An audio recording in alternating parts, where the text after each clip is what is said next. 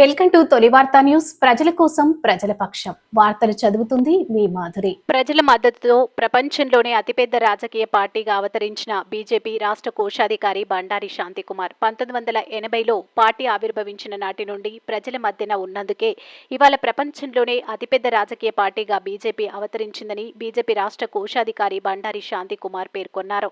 అనంతరం మహబూబ్ నగర్లోని వారి నివాసంపై బీజేపీ జెండాను ఎగరవేశారు. క్రమశిక్షణతో అంకిత భావంతో పనిచేసే వారికి బీజేపీలో ఎల్లప్పుడూ ప్రత్యేక స్థానం ఉంటుందని ఆయన వివరించారు. విలువల కోసం, సిద్ధాంతాల కోసం పనిచేసేవారు బీజేపీలో ఉన్నారని శాంతికుమార్ స్పష్టం చేశారు. ఈ కార్యక్రమంలో ఎస్సీ మోర్చా రాష్ట్ర నాయకులు కొండయ్య, మాజీ జిల్లా ప్రధాన కార్యదర్శి ప్రతాప్ రెడ్డి, నంబిరాజు, ఆంజనేయులు, పిల్లి సూర్యనారాయణ, నాగరాజు, మఠం మయూర్నాథ్, కురుమూర్తి, మల్లేష్, కిట్టు, రవి నాయక్, మున్నూర్ రాజు, దోమ సాయి కుమార్ తదితరులు పాల్గొన్నారు. మీ తొలి వార్తా న్యూస్ ని సబ్స్క్రైబ్ చేసి, లైక్ చేసి, షేర్ చేయండి. भारत माता की जय, भारत माता की जय, भारत माता की जय, जय श्री राम, जय श्री राम, जय श्री राम, जय श्री राम, जय श्री राम, जय श्री राम। जिंदाबाद बीजेपी, जिंदाबाद जय जय माता। भारत माता की जय, भारत माता की जय, भारत माता की जय। మీ అందరికీ భారతీయ జనతా పార్టీ ఆవిర్భావ దినోత్సవ శుభాకాంక్షలు. మిత్రులారా, మనందరికీ తెలుసు 1951లో శ్యామ్ ప్రసాద్ ముఖర్జీ గారు జనసంఘ్ అనే పార్టీని కాంగ్రెస్ నుంచి భారతదేశాన్ని విముక్తి చేయించాలని, ఎందుకంటే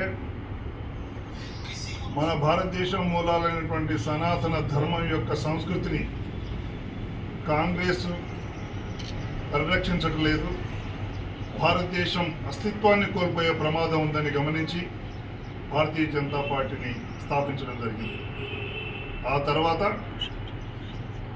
30 ఏళ్ల ప్రయాణంలో కాంగ్రెసేతర పార్టీలతో కూడా కలిసి ఎన్నో ప్రయోగాలు చేసి ఈ పార్టీని ముందుకు నడిపించిన ఘనత దీన్ దయాళ్ ఉపాధ్యాయ గారిది, శ్యామ్ ప్రసాద్ ముఖర్జీ గారిది. మన పార్టీ యొక్క ముఖ్య ఉద్దేశం అంత్యోదయ, అంటే చివరి వరుసలో ఉన్న చివరి వ్యక్తికి ప్రజాస్వామ్య ఫలితాలు అందించాలనే ఉద్దేశంతోనే మన పార్టీ ఆవిర్భవించబడింది. అయితే కాంగ్రెస్ ఇతర పార్టీలతో కలిసి చేసిన ప్రయోగాలు విఫలం కావడం వల్ల మన అటల్ బిహారీ వాజ్పేయి గారు 1980లో భారతీయ జనతా పార్టీని స్థాపించారు.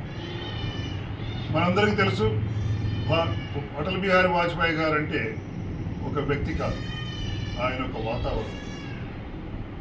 ప్రపంచంలో ఒక సానుకూల వాతావరణం ఆయన పేరు చెప్తేనే అందులో కనబడుతుంది. అదేవిధంగా భారతదేశంలో కూడా ఒక రాజకీయవేత్తలా కాకుండా ఒక దేశ నాయకుడిగా మన పార్టీని ముందుకు నడిపించడమే కాకుండా 3 సార్లు ప్రధానమంత్రి కూడా వారి బాధ్యతలను నిర్వర్తించారు.